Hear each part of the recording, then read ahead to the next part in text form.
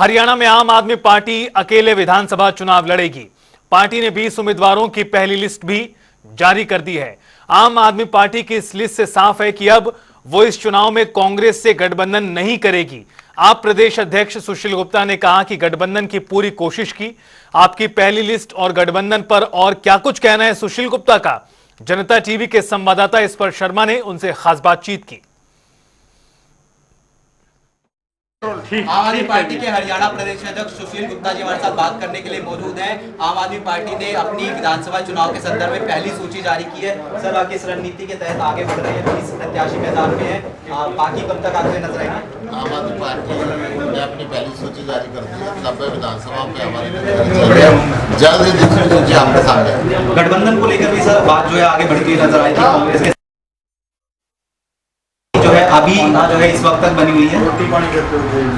देखिए, मैं हरियाणा प्रदेश का अध्यक्ष होने के नाते कह सकता हूँ कि 90 विधानसभा में हमारी पहले से चल रही है और एक निश्चित समय तक हमने इंतजार किया और इंतजार के बाद अपनी सूची को जारी किया।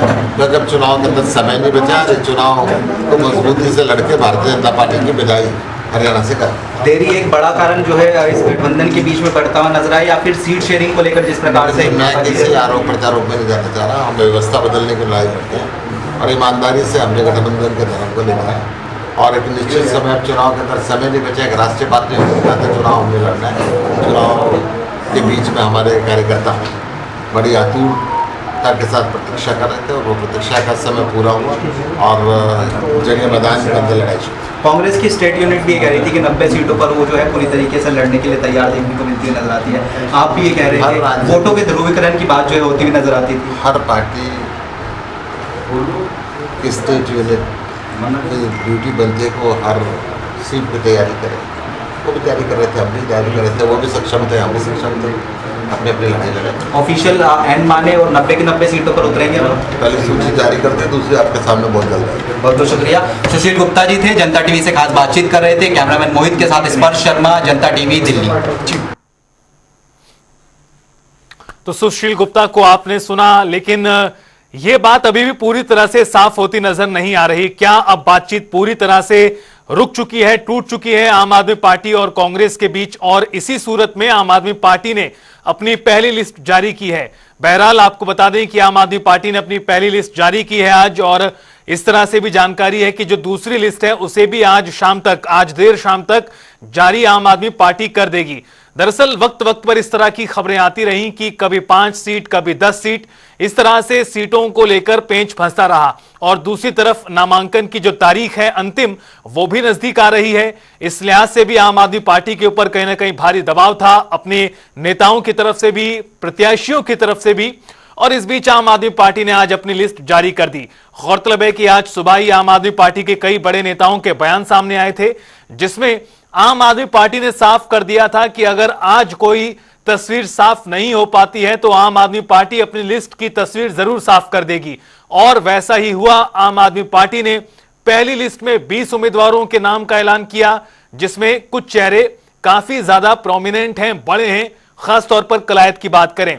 इसी तरह से अलग अलग बयान आपने सुने चीजों को लेकर, किस तरह से पटरी पर लाया जाए अलायंस के संदर्भ में, लेकिन वो अलायंस सिरे नहीं चढ़ पाया। सीटों के मसले पर पेंच फंसा, बातचीत टूट गई। हालांकि कल तक इस तरह की खबरें थी कि बातचीत बन गई है, 5 सीटों पर समझौता हो चुका है, 4+1 की बात कही जा रही थी। लेकिन आज लगभग तस्वीर साफ हो चुकी है कि आम आदमी पार्टी और कांग्रेस साथ में विधानसभा का चुनाव नहीं लड़ेंगे। दोनों पार्टियां अलग अलग विधानसभा का चुनाव लड़ेंगी। गौरतलब है कि आम आदमी पार्टी और कांग्रेस के नेताओं ने बयान भी दिए हैं लगातार। मुद्दा रहेगा। अब मुद्दा बाकी मुद्दों के साथ ये भी एक मुद्दा है, और ये मुद्दा इसलिए अब तरोताजा है कि अब SYL के बारे में देखने का नजरिया लोगों का बदला है, क्योंकि एक अल्टरनेट कैनाल के रूप में इसको सुप्रीम कोर्ट ने कहा है। तो उस नाते से, क्योंकि हमारी पुरानी कैनाल 60 साल पुरानी। तो बीजेपी के नेता एवं प्रत्याशी ओपी धनखड़ को आप सुन रहे थे, SYL के विषय पर अपनी बात रख रहे थे चुनावों के संदर्भ में भी। और आम आदमी पार्टी की लिस्ट पर ज्यादा बातचीत और चर्चा के लिए हमारे साथ कांग्रेस पार्टी के स्पोक्स पर्सन वेद प्रकाश विद्रोही जी जुड़ चुके हैं। विद्रोही साहब, आपका बहुत स्वागत है जनता टीवी पर। नमस्कार रितेश जी। विद्रोही साहब, बातचीत सिरे चढ़ नहीं पाई क्या? क्यों आम आदमी पार्टी ने अपनी लिस्ट जारी कर दी? कहां तो कहा जा रहा था दोनों साथ मिलकर लड़ेंगे, वोटों का डाइवर्जन रोकेंगे, लेकिन आम आदमी पार्टी तो अपनी लिस्ट जारी कर चुकी है। अब विद्रोही जी देखिए रितेश जी, ये आम आदमी पार्टी का लोकतांत्रिक अधिकार है, हम उन्हें कैसे रोक सकते हैं। आम आदमी पार्टी ने रिक्वेस्ट की थी और एक पर्टिकुलर नंबर बताया था कि भाई इतनी सीट हमको चाहिए। हमने चर्चा कर उनको एक पर्टिकुलर नंबर बता दिया कि हाँ हम इतनी तक दे सकते हैं। साथ में फिर आम आदमी पार्टी ने एक शर्त और रख दी कि हमें ये पर्टिकुलर सीट चाहिए जी। अब उन पर्टिकुलर सीटों पर हमारे सिटिंग एमएलए हैं, हम हर हालत में जीत रहे हैं, तो कोई भी दल अपनी जीती हुई सीट तो देता नहीं। हमने आम आदमी पार्टी को विचार करने के लिए कहा था कि भाई अल्टरनेट सीट आप ये ले लो जी। अब पता नहीं आम आदमी पार्टी ने उन पर विचार किया है या नहीं किया है या उनकी क्या रणनीति है, ये तो आम आदमी पार्टी ही बेहतर बता सकती है। ये जो हमने अपने गठबंधन सहयोगी के नाते उनको एडजस्ट करने का भरपूर हर संभव जो हम प्रयास कर सकते थे वो किया है। ठीक है विद्रोही साहब, आपका वैलिड पॉइंट सामने आ गया। बने रहिए हमारे साथ। दो खास मेहमान और जुड़ चुके हैं। आम आदमी पार्टी की तरफ से राकेश भड़ाना जी हैं, आप प्रवक्ता, और बीजेपी की तरफ से विदु रावल जी भी जुड़ गए हैं। आप दोनों का भी स्वागत है। राकेश भड़ाना जी, अगला सवाल मेरा आपसे है। कांग्रेस पार्टी ने काफी प्रयास किया आपको एडजस्ट किया जा सके, लेकिन आपकी जो शर्तें थी अपने तरीके से गठबंधन करने की, वो बढ़ती चली गई और अंततोगत्वा आपने अपनी सूची जारी कर दी। क्या हुआ इंडिया अलायंस का? देखिए, हमने पहले कह दिया था कि हम 90 के 90 विधानसभाओं पे तैयार हैं और 90 के 90 विधानसभाओं पे हमारी तैयारी थी, परंतु किसी कारणवश बात नहीं बन पाई। कुछ चलो राजनीति में सब चलता रहता है कि कभी कुछ हो जाता है जी। और परंतु कांग्रेस हमें 3 और 5 की बात कर रही थी। शायद कांग्रेस को ये पता नहीं है कि आज जो 5 लोकसभा जीते हैं वो हमारी वजह से जीते, ना कि अपनी वजह से जीते हैं। संगठन इनके पास था नहीं, चेहरा इनके पास था नहीं। अरविंद केजरीवाल जी की नीतियों से जो हरियाणा के लोग प्रभावित थे, 5 गाजो गारंटियां थी, उनकी वजह से ये 5 लोकसभा जीत गए। परंतु जब वो बुद्धि भ्रष्ट होती है, एक कहावत है कि विनाश काले विपरीत बुद्धि, जब विनाश काले विपरीत बुद्धि हो जाती है तो जब ऐसा ही फैसले लिए जाते हैं। हम तो सिर्फ ये कहेंगे कि हमारी जो गारंटी है, 5 गारंटियों के साथ हम हरियाणा में चुनाव लड़ेंगे और अरविंद केजरीवाल जी की नीतियों को घर घर तक पहुंचाएंगे। ठीक है, अब भड़ाना साहब ने कई बड़ी बातें बोल दी हैं। जाना तो मुझे विदु रावल जी के पास था, मैं आता हूं रावल साहब आपके पास। एक छोटा सा रिएक्शन वेद प्रकाश विद्रोही जी से ले लेते हैं। वेद प्रकाश विद्रोही जी, जब बुद्धि भ्रष्ट हो जाती है और क्या क्या कहा भड़ाना जी ने वो आपने सुना। आप आम आदमी पार्टी के रहमो करम पर जीते हैं 5 सीटें लोकसभा की। एक छोटा सा कमेंट आपका, उसके बाद रावल साहब के पास। देखिए रितेश जी, यदि हम आम आदमी पार्टी के रहमो करम पर जीते थे जी, तो इन्हें हमें रिक्वेस्ट करने की क्या जरूरत थी? एक पर्टिकुलर छोटा सा नंबर हमसे मांगने की क्या जरूरत थी? बहुत छोटा नंबर था और एक छोटे से नंबर पर राजी होने की क्या जरूरत थी? ये किसी न किसी तरह हमारे बल पर अपने एमएलए बनाना चाहते हैं, इसके अलावा कुछ बात नहीं जी। अब इनका लोकतांत्रिक अधिकार है। इंडिया गठबंधन में ये सहयोगी, मैं कोई कटु बात कहना नहीं चाहता, ना हम इनको लिए कोई चुनाव प्रचार में कुछ कटु कहेंगे। ये क्या कहते हैं इनका अधिकार है, पर मैंने आपको वस्तु स्थिति बता दी। ठीक है, इसके अलावा मैं कुछ भी कहने की स्थिति में नहीं हूँ। रावल साहब, कांग्रेस और आम आदमी पार्टी अलायंस की तरफ बढ़ रहे थे और उसके बाद वाक युद्ध एक तरह से शुरू होगा आने वाले दिनों में जब प्रचार तेज होगा। इस लोग चुनाव लड़ रहे हैं, चुनाव लड़ने वाले भाइयों को शुभकामनाएं, उनके बारे में भी बात करेंगे। लेकिन ये राज्य के लिए, देश के लिए कितना सुखद है, एक पार्टी ने जिम्मा उठाया है कि देश के राजस्व में अभूतपूर्व योगदान देने का।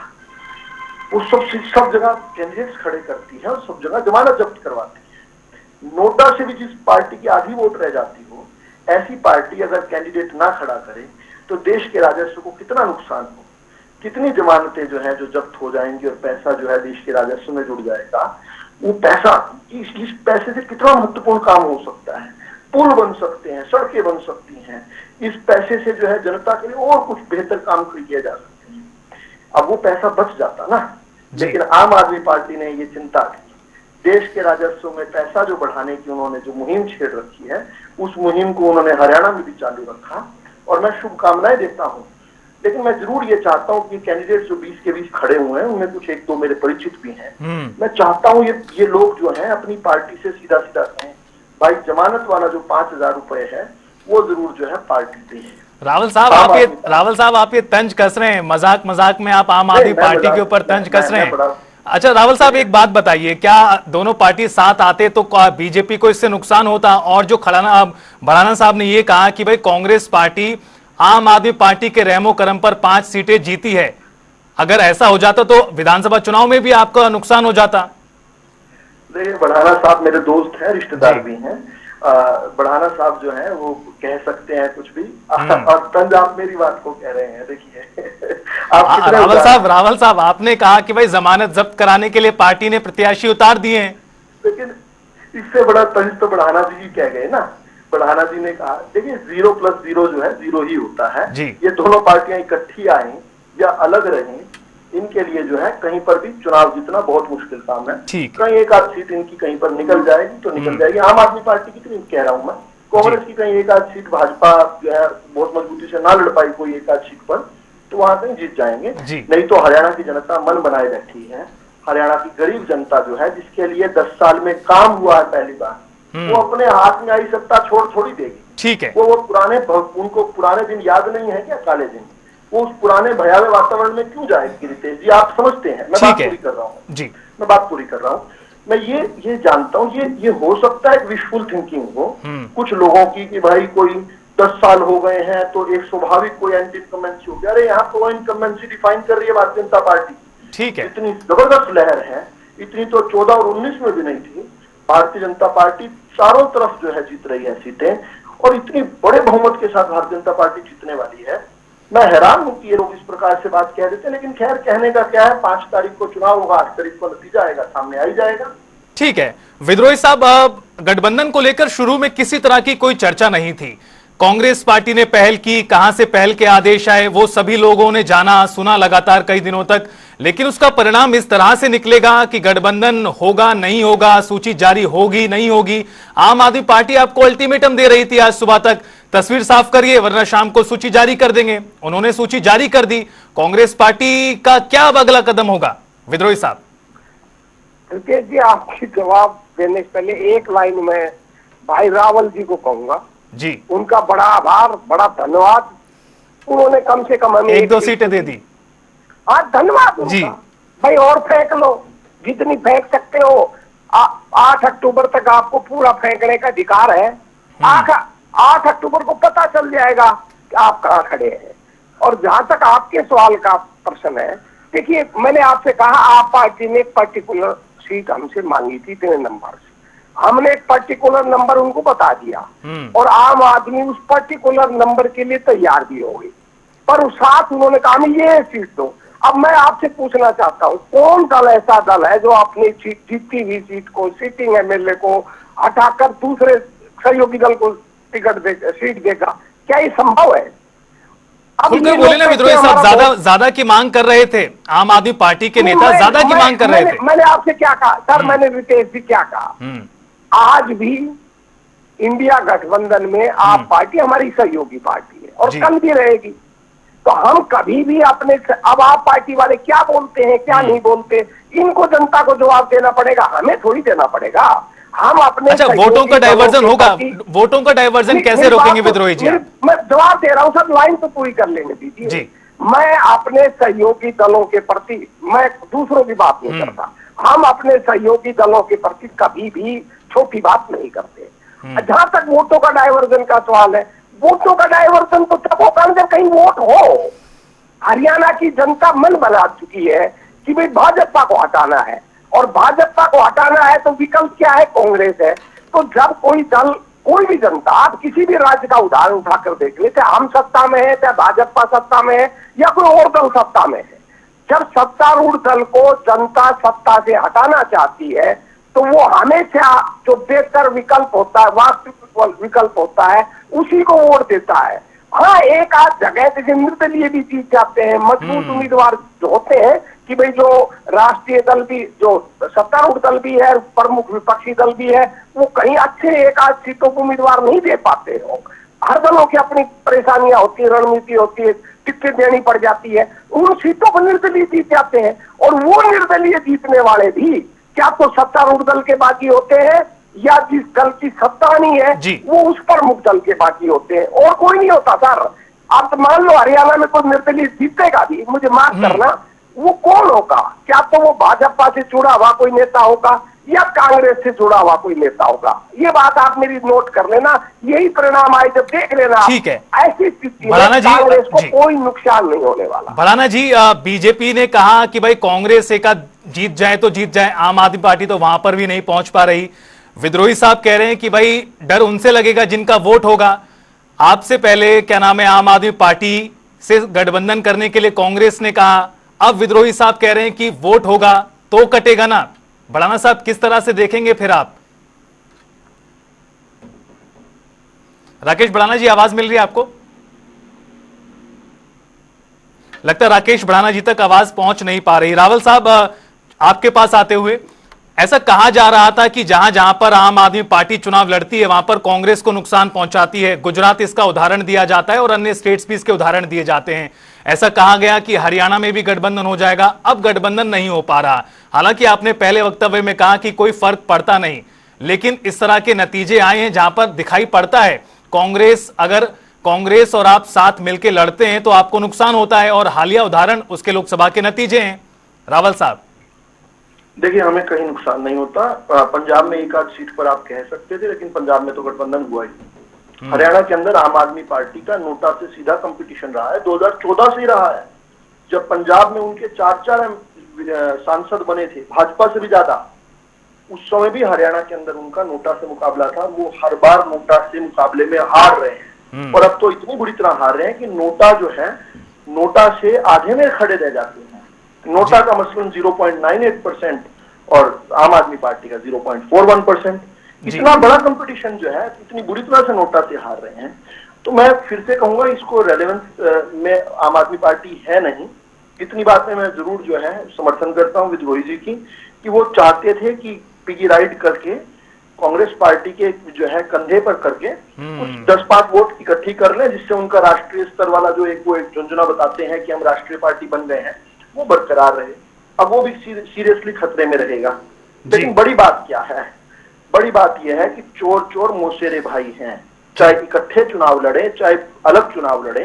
समानताएं क्या हैं? समानताएं ये हैं कि इनका शीर्ष नेतृत्व जो है भ्रष्टाचार के संगीन मामलों में जो है, कोई जमानत पर बाहर है और कोई जो है सजा पाए हुए हैं जी। और भ्रष्टाचार इनको इकट्ठा करता है। ठीक है। और भ्रष्टाचारियों के खिलाफ जब कार्रवाई होती है तो फिर चोर चोर इकट्ठे हो जाते हैं, कहते हैं ना भाई मिलकर पुलिस को पकड़ेंगे। कुल मिलाकर जनता इस विषय को समझती है और जनता इन चोरों से छुटकारा पाने के लिए भाजपा को वोट देती है। ये इकट्ठे हो जाएं या अलग रह जाएं, इससे बहुत अधिक कितना इसका प्रभाव पड़ेगा, कितना असर इसका होगा, गठबंधन को लेकर जो चर्चाएं थी उसका क्या परिणाम हुआ, वो सभी लोगों ने देखा। बहरहाल आम आदमी पार्टी ने अपनी पहली लिस्ट जारी कर दी है और उसको लेकर बयानबाजी भी निश्चित ही देखने के लिए मिलेगी। आप तीनों मेहमानों का बहुत शुक्रिया जुड़ने के लिए और इस पूरे मुद्दे पर बातचीत और चर्चा के लिए। आपको बता दें कि अलायंस हरियाणा में नहीं हो पाया, सिरे चढ़ाने की कोशिशें हुई, लेकिन सीटों के बंटवारे पर पेंच फंसा और आम आदमी पार्टी ने अपनी लिस्ट जारी कर दी।